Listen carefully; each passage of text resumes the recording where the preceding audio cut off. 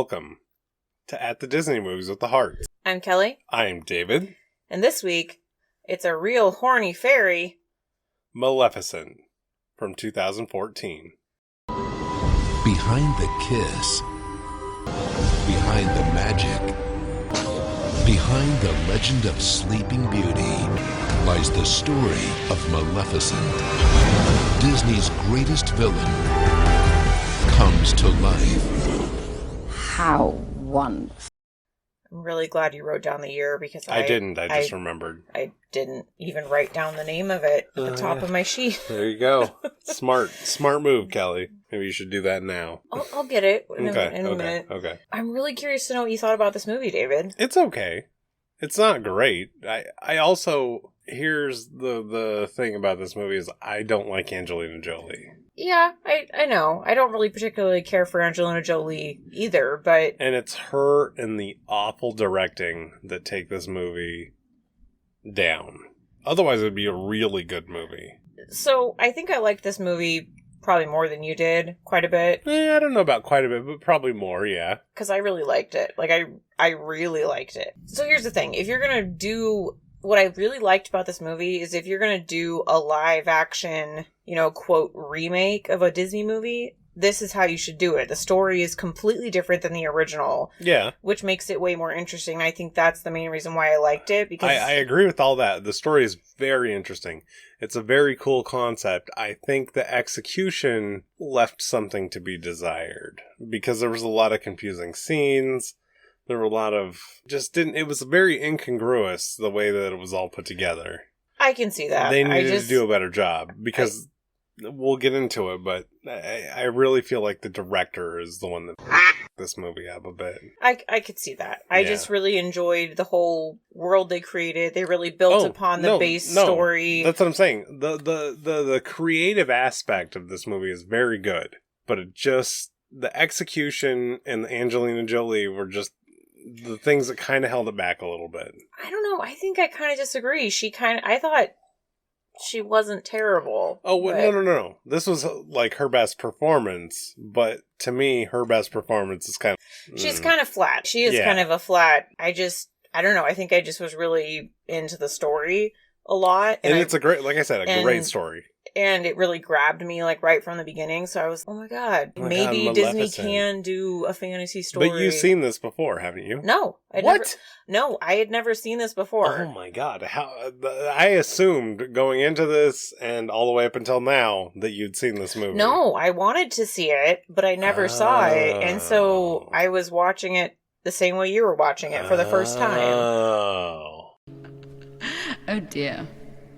What an awkward situation. And I didn't realize that it was just Sleeping Beauty in reverse. I thought this was a separate deal. It's just the backstory / alternate tale of Sleeping Beauty. It's 100% just the alternate tale. Yeah. That's all it is. It's told from the other side.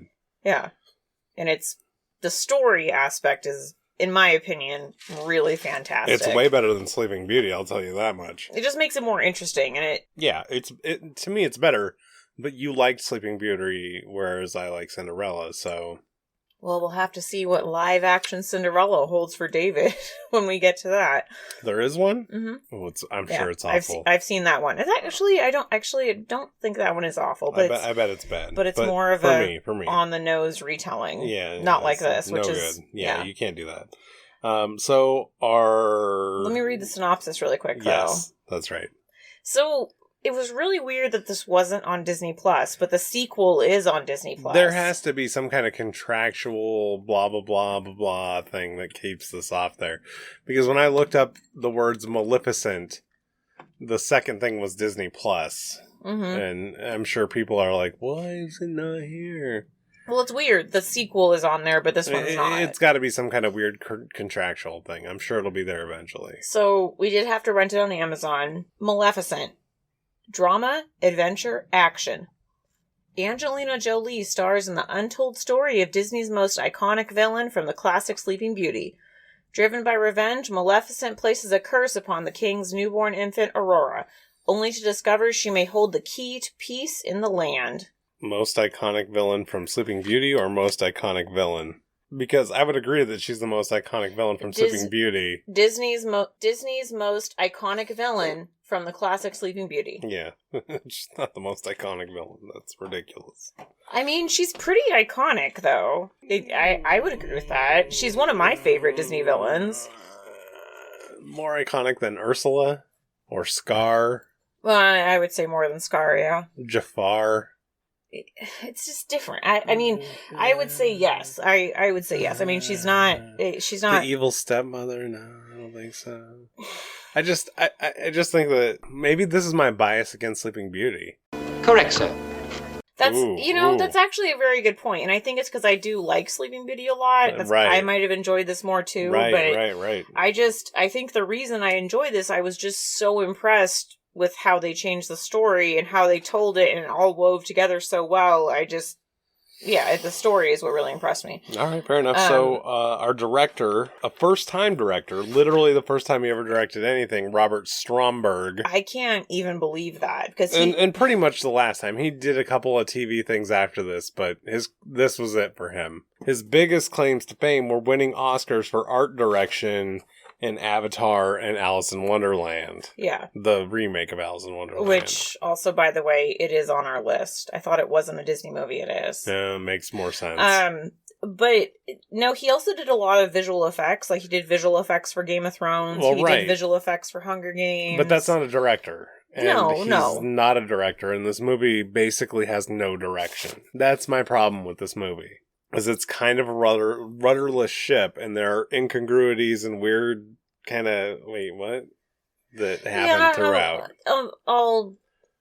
Like the fact that the 3 fairy godmothers are completely useless and should have been cut out of the movie. I mean, I found that the fact that they were dopey and stupid kind of hilarious because they're kind of worthless in the animated one. I just found them to be grating. It was just like, what?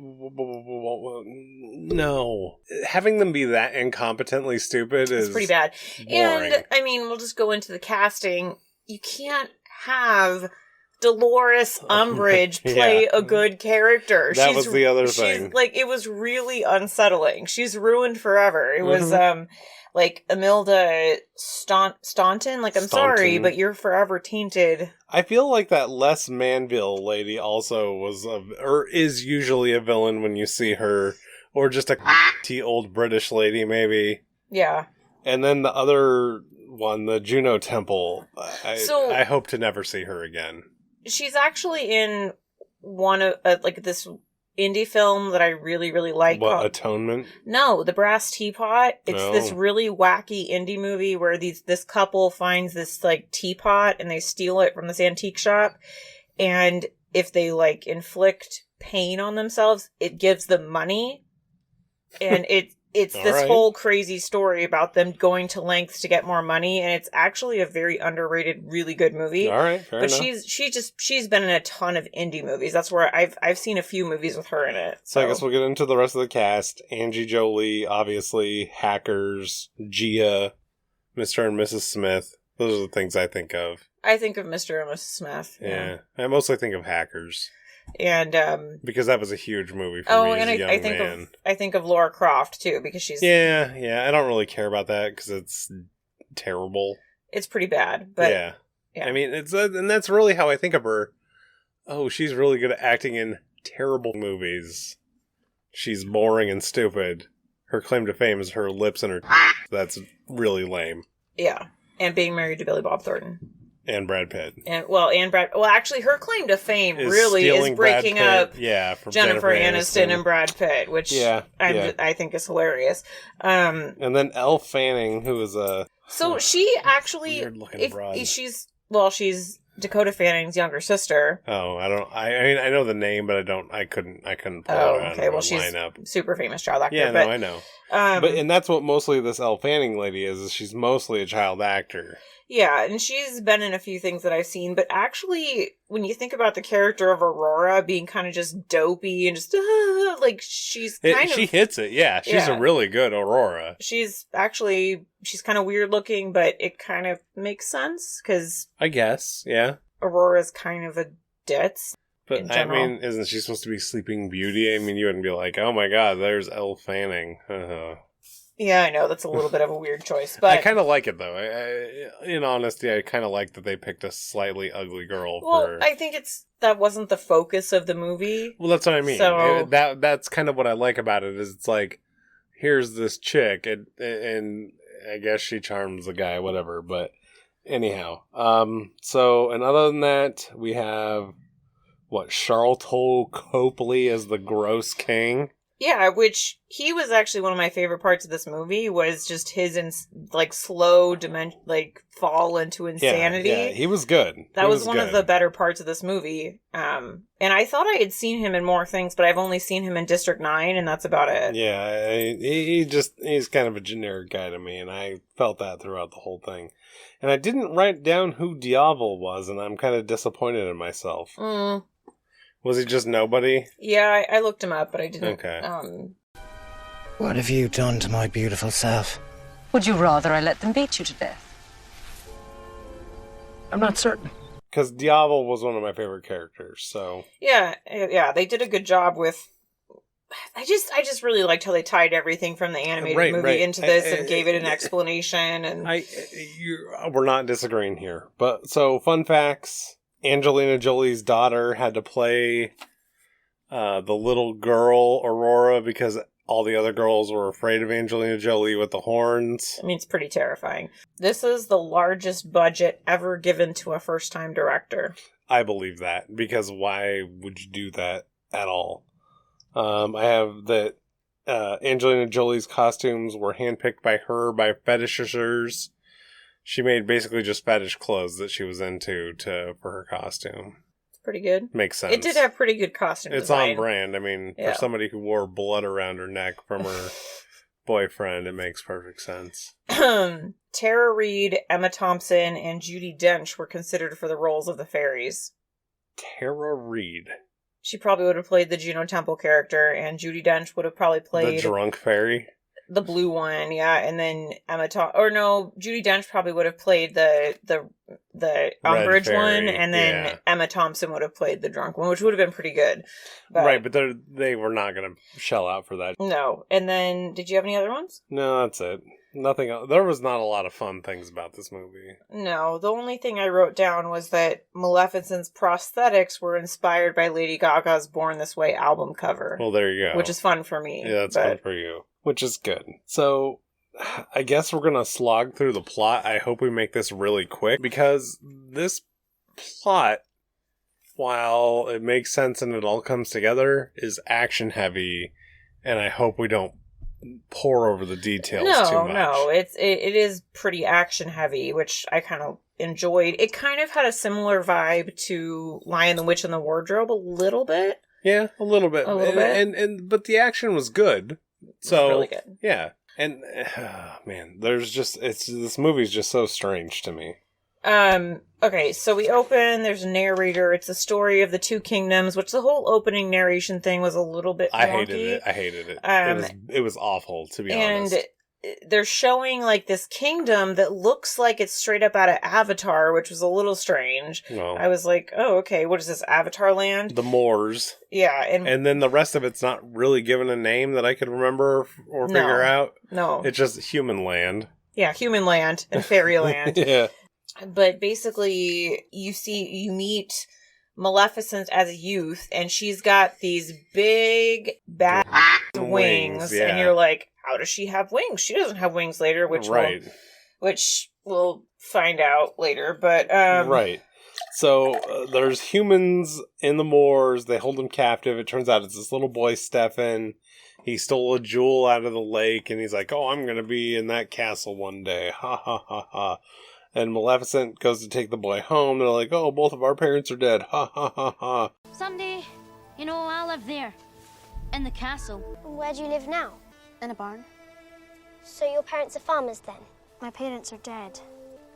Mine too. We'll see each other again. You really shouldn't come back here, It's not safe. And if I made that choice, if I came back, would you be here? Perhaps. And Stefan kind of wants to get it in, but then he burns her with his hand with the iron on his rings. And she's like, "Oh, iron burns fairies."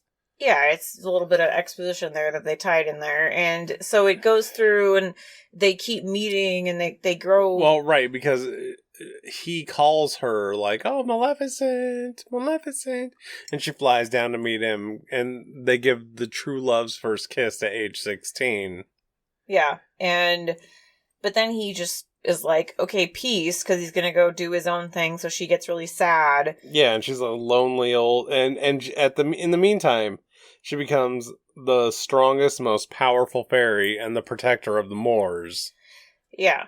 And we get more exposition about how the king is going to just decides he wants to take down the Moors. Yeah, he wants to crush all the magical critters, it's just which this part makes absolutely no sense once again. But it's the same old thing of, oh, I'm in charge and I want to be powerful. It's stupid, but... We're going to go take over this land that we have no business in. Yeah, and so the part when the king is trying to invade, this is actually one of my favorite parts of the movie. Yeah, this is a good part. Where... With the root and tree monsters are so cool. So at first I was kind of not sure about this movie, and then this scene I was like, oh my god, this is so cool! You know, this would have been really cool to see in the theater, actually. Because the aesthetics of this movie and the beauty of it, which is of course what the director was there for, are awesome. Yeah, because they have this battle, and she's like flying around and knocking people over with her wings, and like, it just, the whole scene was really cool. Oh, yeah, using her as a missile was cool. I was into that. When she has like these root soldiers and there's a root dragon that's going through and like taking out people like something out of freaking Tremors or something. Well, like half Tremors and half what Lord of the Rings should have looked like. I really liked this part. Yeah, it was cool. It was very cool. But she gets burned by the king's armor. After she punches him and then he punches her. But then all of a sudden, out of nowhere, everybody runs away and it's over. Yeah. And they take the king back. He's dying. And, oh, you must avenge me. Blah, blah, blah. And there's Steph in there who looks incredibly old all of a sudden. Yeah. They took him from 16 to 52 in a heartbeat. Yeah. And... So the king says, oh, whoever kills Maleficent is going to, take... He's going to be the crown, yeah. So Stefan, I was hoping that he wasn't going to do this, but he goes and he meets Maleficent. She forgives him. He poisons her so she falls asleep. And he couldn't kill her. No, so he does... Even worse. I honestly, I was not expecting this. No. And it was extremely horrific. Yeah, it was bad. He cut off her wings while she was sleeping, and she wakes up and she has no wings.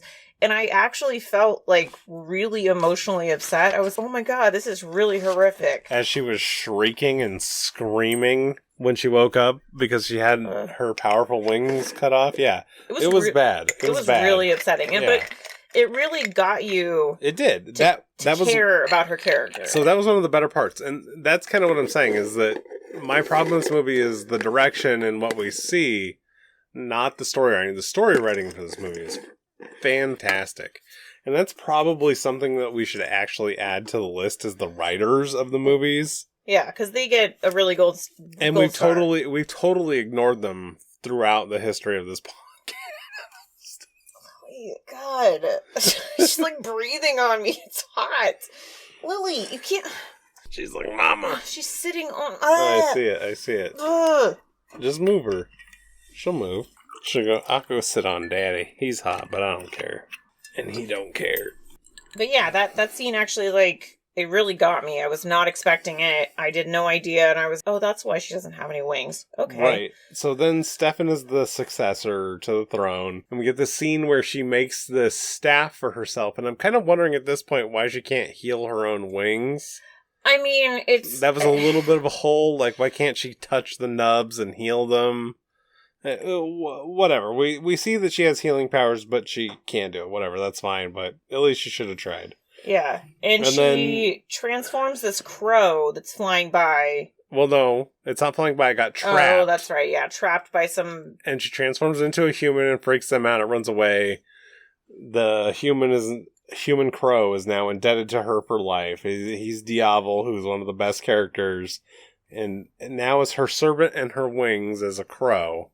Yeah, so he flies away and sees that Stefan is being king, and then Maleficent is just, she's like, oh, you literally took away my existence to be king. Yeah, You and she goes into mutilated this me. magic rage that shoots this big green thing that the king also sees. That's pretty and great. he knows he's f***ed at that point. Yeah, it's great. And then, so now she's the evil queen over all the good critters, which is horrible. yeah. Because all the poor good critters have to bow, which is really terrible. And then the king, queen have a child. The 3 fairies show up with gifts of beauty, and she's never blue. But the 3rd gift never gets to be delivered because Maleficent shows up. Well, this is where we dive into the, actual story of Sleeping Beauty. Right. And because it's even... Isn't this where Sleeping Beauty basically begins? Yes. Yeah. Basically, it's the beginning of Sleeping Beauty, and even the dialogue is the same where she's talking to them. She's like, oh, I didn't receive an invitation, because she comes in. It was close. It wasn't the same. It was pretty close. I was tracking it. Yeah. And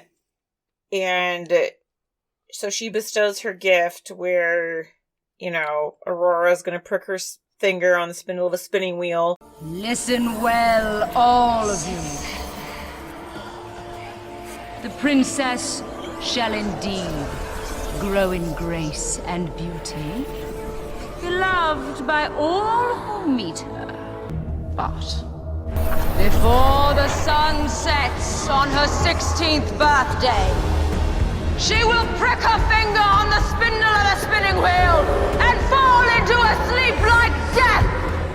But they do it differently than the original one. Oh, way different. That Stefan is, begging, and she's like, oh, I like it when you beg, do it again, or something. And so then she retracts it and says, true love's kiss, blah, blah, blah, blah, blah. But it's also a dig at him, because you told me that was true love's kiss, and you're full of shit. Right. You're a liar, and it doesn't exist. Pretty good, actually. Yeah, it was great. I mean, she got good revenge. Oh, so after that, they go to hunt Maleficent down, and she creates a giant wall of thorns, which are really cool. Yeah. That was one of my favorite parts of the original, and this is also one of my favorite parts of this, is the wall of thorns. Yeah. I just think the wall of thorns is cool. No, it's really good. And so Stefan starts to go crazy. He sends the fairies off with his daughter, which I never really understood that. Yeah, it doesn't make any sense. Because if she's not going to prick her finger till she's 16, why not just raise her and then on her 16th birthday lock her up and chain her down to the bed or something? Right. This is bondage day, young lady. It doesn't really make sense, but it's, that's the story. And so the fairies take her out, and Maleficent finds her right away, of course, because she's so much smarter than them. Well, she has the crow. Yeah, and this part was really funny where she was just talking to the baby. You're so ugly. Yeah, beastie. But then she's disgusted by the fact that the fairies cannot take care of the baby. Yeah. So the crow helps and feeds the baby some water and some flowers, and basically she just, her and the crow are taking care of the baby from here on out. Yeah. She at one point, the Aurora's a toddler, and she finds her in the woods, and she runs up to her and hugs her, and then you can see Maleficent's heart kind of melting a little bit. Yeah. And that's after she saves her from falling off a cliff, toddling away. Yeah, because the fairies are just not paying attention, and they're just... They're fighting with each other, basically. And a little scene before that is... Stefan losing his mind and burning the thorns, and the thorns kicking all the soldiers. Yeah. And, it's indestructible. Nothing's indestructible. Blah, blah, blah, blah, blah. Bring me the iron workers. Blah, blah, blah, blah, blah. And I was like, you, Stefan, you're a Yeah, he is. So, yeah, she grows up in grace and beauty like she's supposed to. She has her crow BFF. And then Maleficent does a little troop killing just for fun. As a kind of throwaway scene that I don't know. Was this the one with the wolf? Where she has... Yeah, where she turns him into a wolf? Yeah. Yeah. All right. Yeah, and she, makes Aurora, float, and, Oh, yeah, that is what she does, is that she throws that dust onto Aurora and floats her back into the moors. Yeah, and she takes her back there, and they essentially meet for the first time, and Aurora's, oh, you're my godmother. You're my fairy godmother.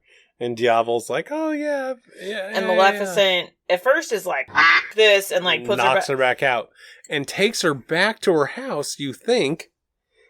But this is where one of the things that doesn't make any sense. Because you think that she takes her back to her actual house. And she's like, oh, good night, beastie. And then we get this weird scene with Stefan and this queen dying. And it's just, and actually I did enjoy. Which I really like this scene. I like this part too, where it's showing him slowly going crazy. Because I think that's a really cool way to kind of do this. It was. And it's really good. And we get the reveal of the wings in the case. Yeah.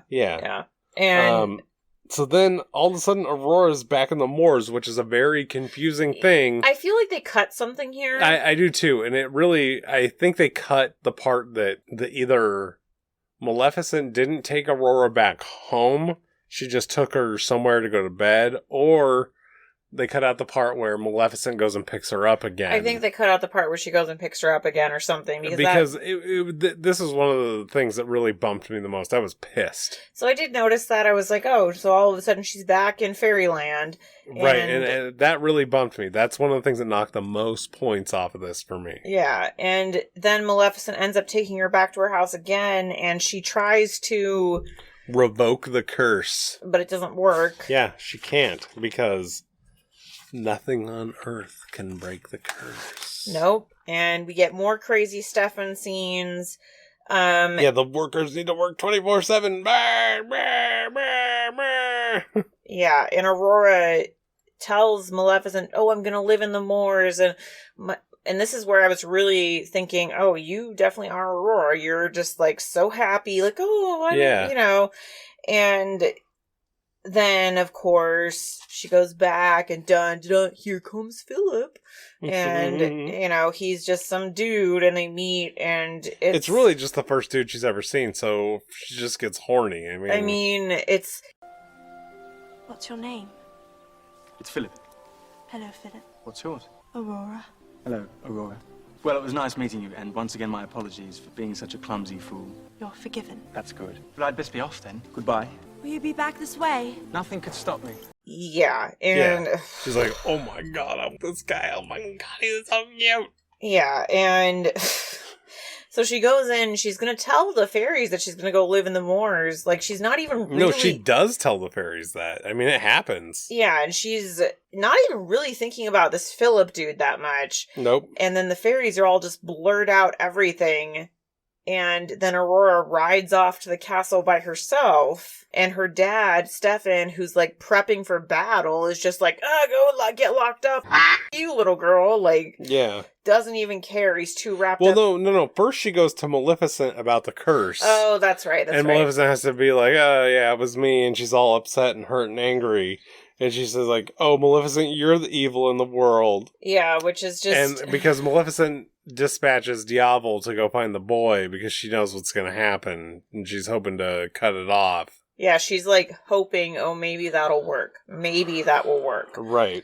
Even though she doesn't believe in true love. So then after Aurora is locked up by the king, she goes to touch the spinning wheel needle in the room of broken spinning wheel needles. I mean, the curse has to take place no matter what. She's not locked up very well, but And yeah, so it's very dramatic. Maleficent and Diavol go into the castle with the Prince boy. Philip, they're getting by all the bad guys and they're racing, and then Aurora touches the spindle, and this whole thing was actually pretty good where they're racing to get to her.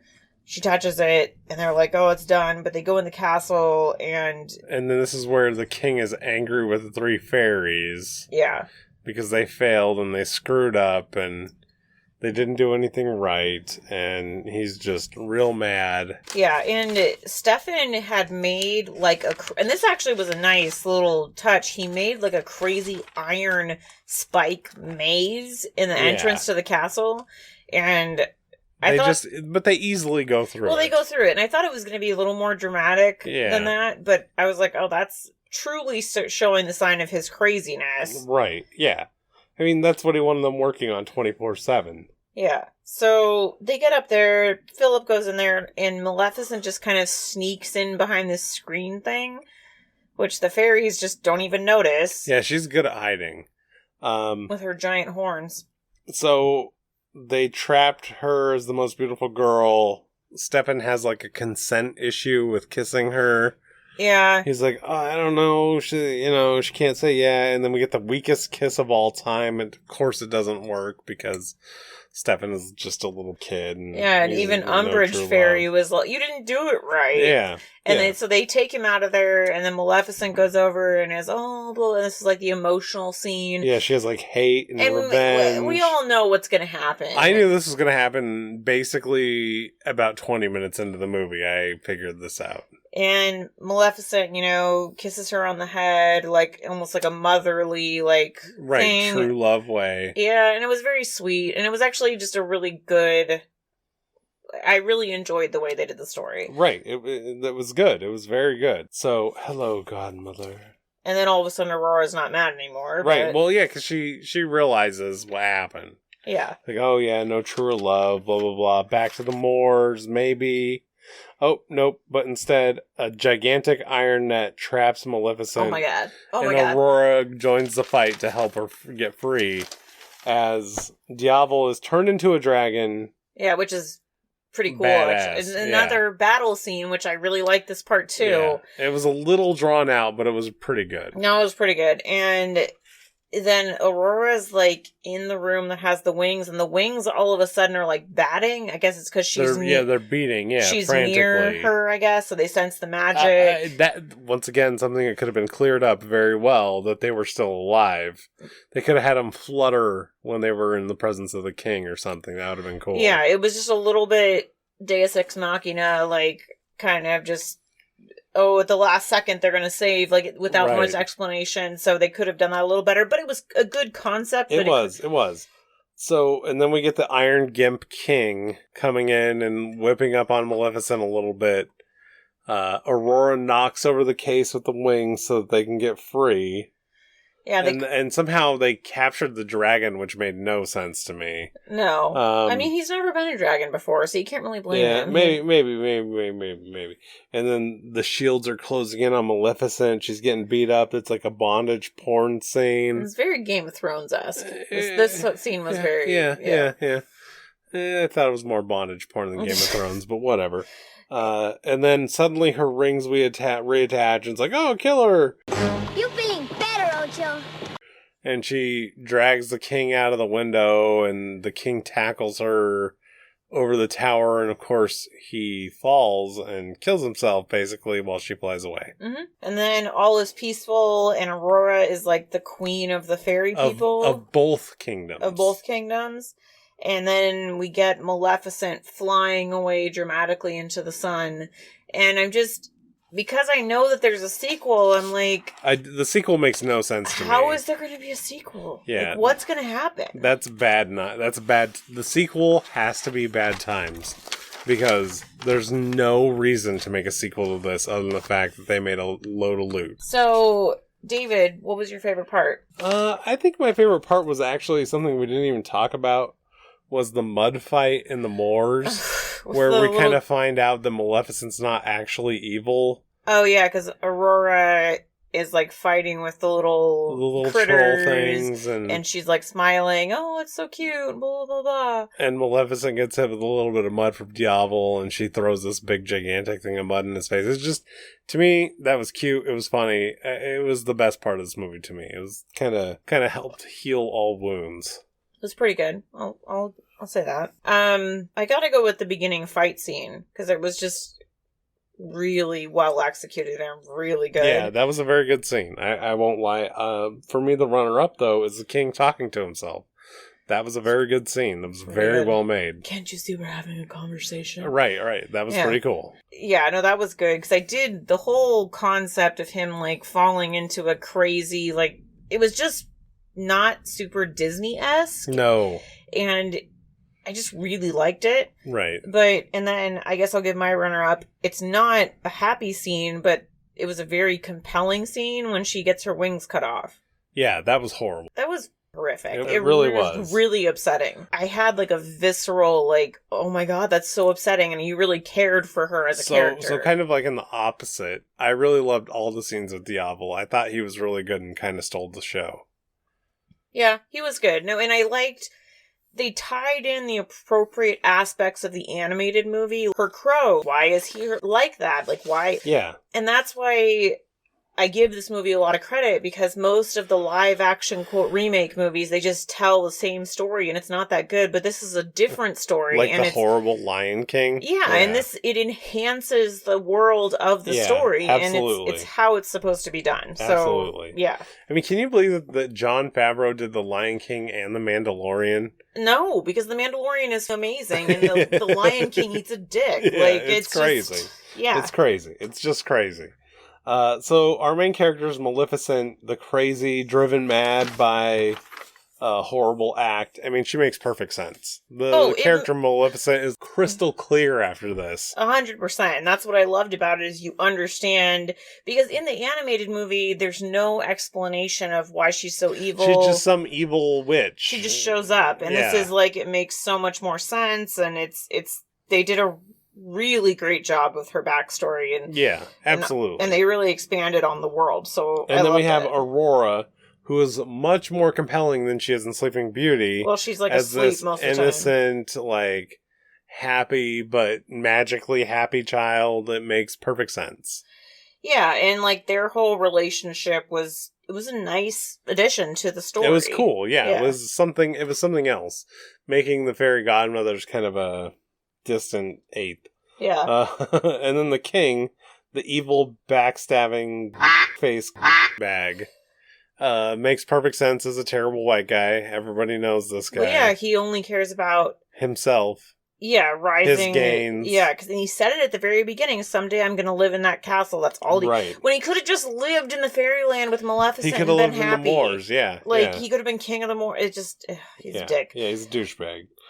So our side characters are Diablo. He's the best, obviously.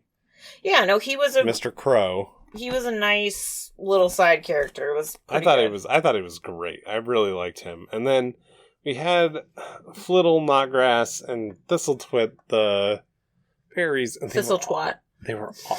Yeah. They weren't great. They were awful. They were terrible. And that was one of the better parts of the animated version, was the three fairies. So right, but I really think they just f***ed up everything with the three fairies in this. It was disgusting. It was terrible. It was a little weak. That was one of the weaker parts of the movie. Yeah, I was really unimpressed. So for the cinematography, of course, it was beautiful. I mean, this movie is visually amazing. I loved all the parts where they're in the fairy, the Moors land. I loved the brambles, like the thorns. Yeah, all of amazing. The characters were animated really well. Like, it just visually told a really good story. The lighting was really good. Like, it just a very good professional movie. Yeah. You know, and that was obviously his strong point. So he had a lot of sway on that. The direction, not so much, but... Right. And so, leading into that, my biggest surprise in this movie is that it overcomes the kind of flat performance from Angelina Jolie. The only thing that she did good was cry after her wings got cut off. Other than that, it was pretty flat. Yeah. I'm just really surprised, actually, because I was ready to I think I had a pre-expectation of what I thought this movie was going to be, because I never thought that Disney really did modern fantasy movies very good, and I'm like, oh, maybe they can do a modern fantasy all right, because I really enjoyed this movie a lot more than I thought I was going to. And so, my other surprise is, this is a superior tale of the tale. This is so much better than Sleeping Beauty, in my opinion. It's just more interesting. As not a Sleeping Beauty fan, this is 20 times better. I think this is fantastic. Yeah. And as a story. Even though I don't know how they're going to do the sequel, I'm going to look forward to watching it because I really like... I'm sure it's awful, though. I have a feeling that it's really bad. Well, we'll find out. Because of what story are you going to tell after this? I don't know. We'll find out. Yeah.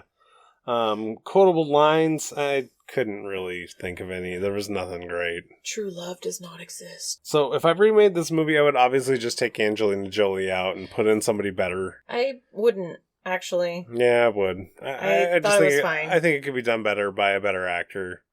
Or just somebody who's a little bit more emotional, and like Angelica Houston would have been a better Maleficent. I don't know. I actually I disagree with you on that, actually. I think Okay. she looks the part. Maleficent is not supposed to be a super emotional character. Right, but in this, she is supposed to be super emotional, and it doesn't actually resonate in the way that it should. That's fine. I think. We can agree to disagree. It's fine. Yeah, it's fine. So, would you remake it with anything? No, I wouldn't, actually, because Okay. other than a few of the scenes that were a little wonky, like, I really liked it a lot. All right. So, do you have any final thoughts? It's quite good. If you like fantasy, movies, then you'll probably like this. It's very high fantasy. I think it's great if you like Angelina Jolie, if you like Sleeping Beauty. It's okay for the rest of us. Like, it's pretty good movie. Has some weak links, but I like it. Did you get a budget for this? Yeah, 180 million, and it made 758 million, and that's probably why there's a part 2 that's horrible. mean, because everybody wanted to see it. I remember wanting to see this when it came out. And Right, but do you want to see a part 2 to this? I don't. I kind of do, just because I really liked it. I don't. So, I liked it more than you. But that's not the thing. I want a good story to end. I don't want it to keep going after this. I don't think there needs to be a second thing. I don't know. I'll watch it. Fair enough. Kelly's like, I'm in. I'm here for this. What's your rating for this movie, Kelly? It's going to be controversial to you, but, like, I really liked this movie. So I gave it an 82%. Oh, you've been really overselling how much you like this movie. I was about ready to write a 9 for you to give it like 97. We're not that far off. I give this movie 69%. Well, that's a pretty big gap. It's not a big gap. It's 13 points. Yeah, no, I really liked it. Like, but I do recognize its flaws. I really do. Right. But the part of me that loves high fantasy and loves Sleeping Beauty and the story was I get it. Really good. It hits all your points, but does. For me, it hits some of my snags, so that's fine. What do you think the Rotten Tomatoes score for this movie is? For the critics or the people? Well, both. I can't remember what we do. Well, we do both. I'm going to say that the critics probably liked this less than the people. I'm going to say the people probably liked it like 70, and the critics probably gave it like a 50.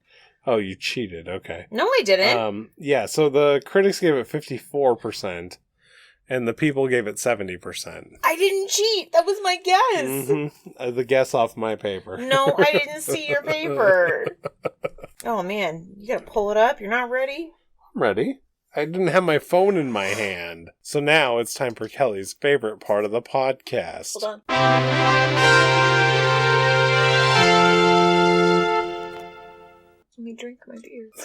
Did you just spill it all over yourself? A little bit. Oh my god. Okay. David, stop it. It's a Disney nature one. 354 Wings of Life doesn't count. Okay, yeah, no, it doesn't count. There's still a chance. What's the new number? 13. 13? 13? 13? 13. David, that's old. Yeah, it is. I don't know. Wait, hold on. It's, is it like Fantasia? It's not. Oh. I have no idea what this is. And it's probably not even a movie because it doesn't have a rating next to it, so we're going to have to look this up before we leave. Okay, what is it? It's from 1948. It's called Melody Time. Yeah, that's a thing. Are you sure? It has no rating. All the others have ratings. David, it's a thing. Okay. Well, so...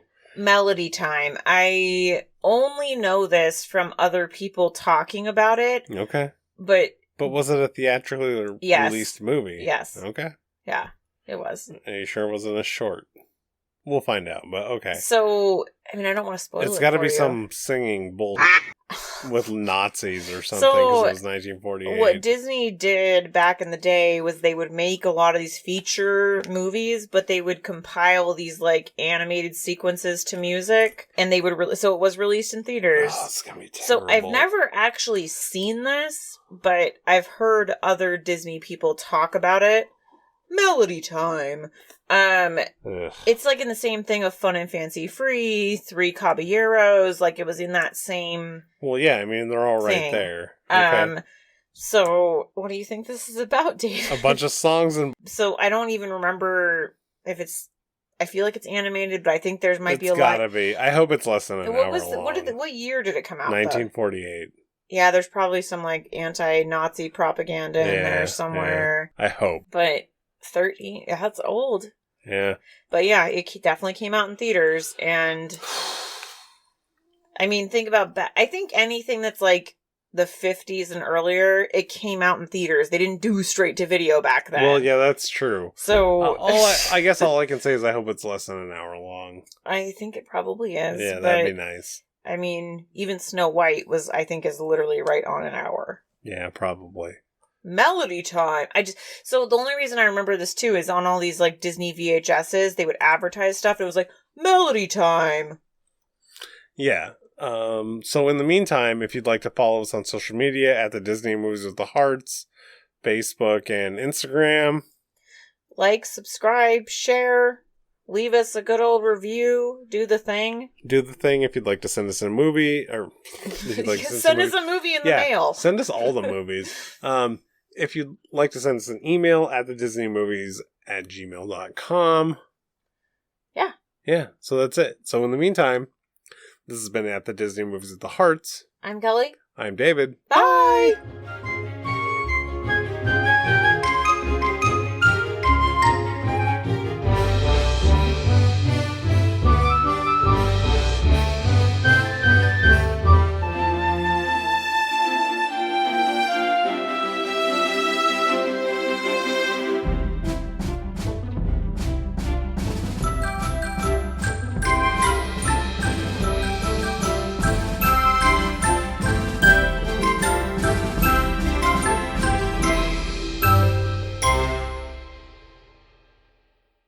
Oh, that's what I meant to do.